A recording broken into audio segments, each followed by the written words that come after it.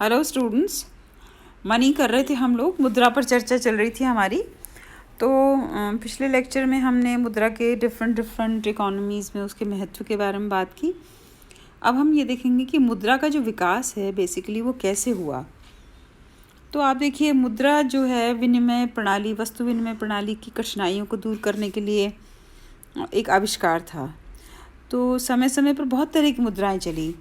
पशु, उनका चमड़ा, चाय, चीनी, नमक, कौड़ियाँ, कहते हैं ना, एक कौड़ी का आदमी नहीं है, दो कौड़ी का, तो कौड़ियाँ।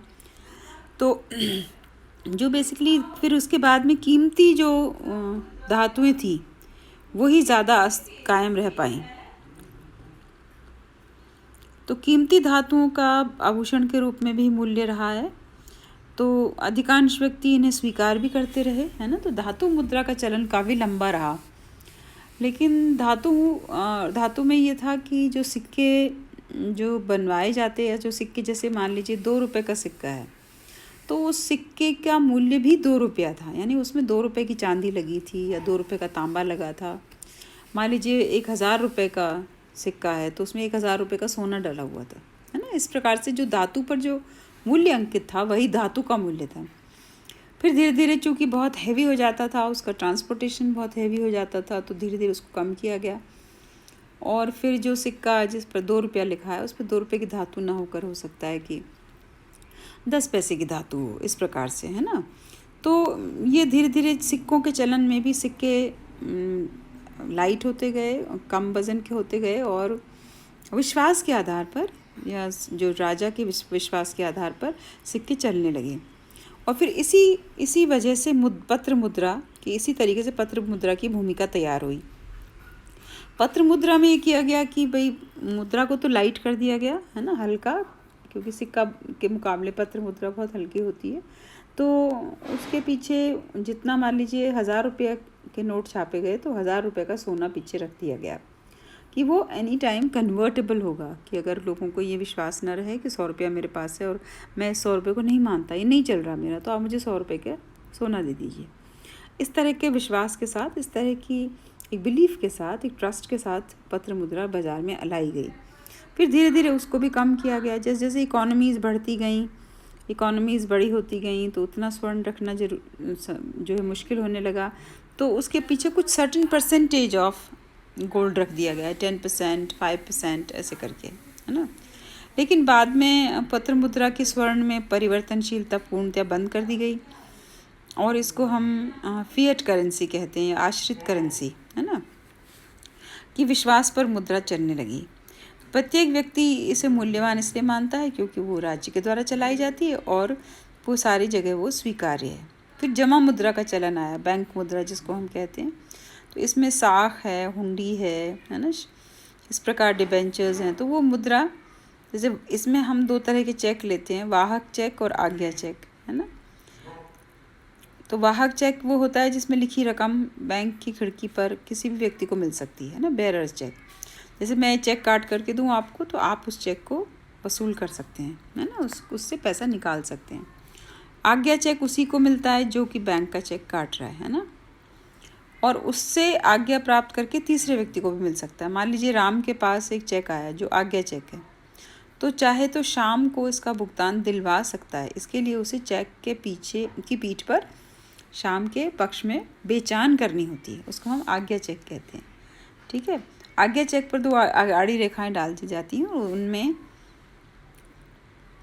कंपनी का या प्राप्तकर्ता का नाम लिख दिया जाता है और वो केवल 2 आड़ी रेखाएं खींच दी जाती हैं, तो वो रेखांकित चेक हो जाता है और काउंटर पर उसकी सीधी नकद राशि नहीं मिलती। जैसे मान लीजिए मैं एक जिसको हम अकाउंट पे ही चेक कहते हैं, है ना, दूसरे के अकाउंट में पैसा चला जाता है। तो ये मुद्रा की ये नियर मनी कहा जाता है ना, because it's not really money but cheque is also money, और वो नियर मनी कहा जाता है। तो इस प्रकार से मुद्रा का इवोल्यूशन हुआ।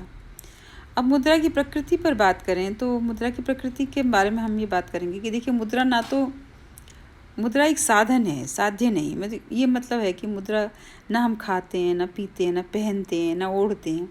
हम मुद्रा को एक माध्यम के रूप में यूज़ करते हैं। तो मनी का क्या नेचर है कि वो एक साध्य है, माध्यम का काम करती है, वो साधन नहीं है। तो आधुनिक अर्थशास्त्रियों के अनुसार जो एक अर्थव्यवस्था है उसके संचालन में मुद्रा का केंद्रीय स्थान है। तो कीन्स ने कहा कि और उसके बाद की जो धारणाएं आई वो मुद्रा को आर्थिक क्रिया का निर्धारक तत्व उन्होंने माना कि मुद्रा जो मानव के लिए कई वरदानों का स्रोत है, नियंत्रण के अभाव में संकट और भ्रम का कारण भी बन जाती है ना। 1985 में चक्रवर्ती पैनल ने मौद्रिक लक्ष्य निर्धारण पर बल दिया, जिसके अंतर्गत मुद्रा की पूर्ति को नियमित करने पर जोर दिया गया था।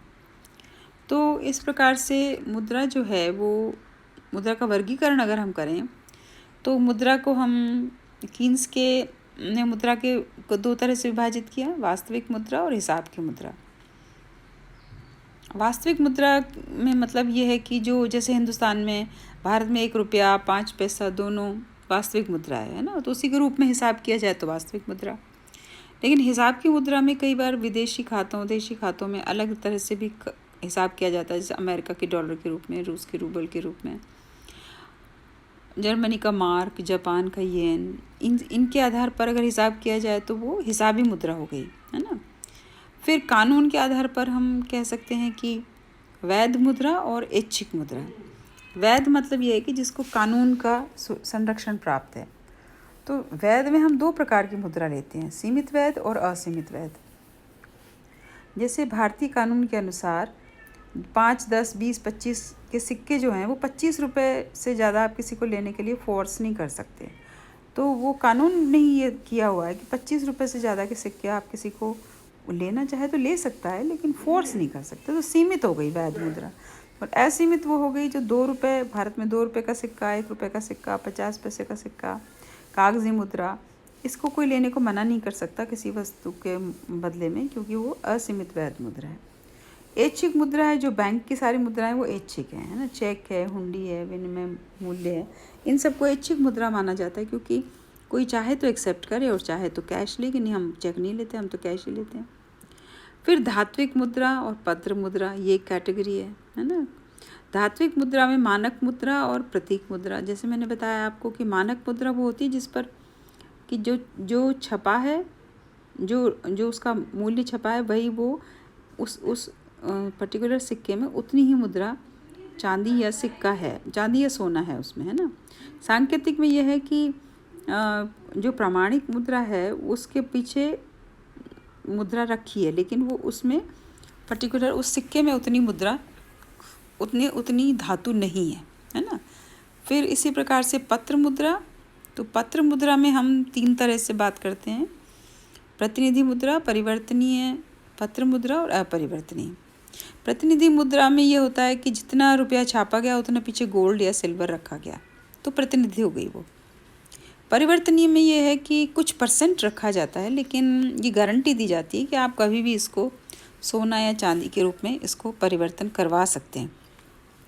अपरिवर्तनीय मुद्रा की जिसमें कोई गारंटी नहीं है, सरकार की विश्वास पर ही मुद्रा चलती है और ना इसके बदले में कोई सोना चांदी देने की गारंटी होती है, जो आजकल सभी जगह चल रहा है, सारे ही देशों में आजकल वो सब ज़्यादा चल रहा है। तो इसमें तो मुद्रा को हम डिफरेंट कैटेगरीज में विभाजित किया।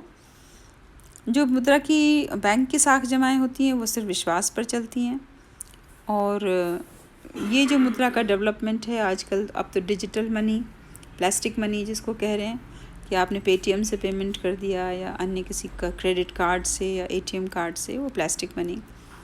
तो इस प्रकार से ये सारा का सारा मुद्रा का विकास है। अब मुद्रा का क्षेत्र पर हम अगले लेक्चर में बात करेंगे, ठीक है।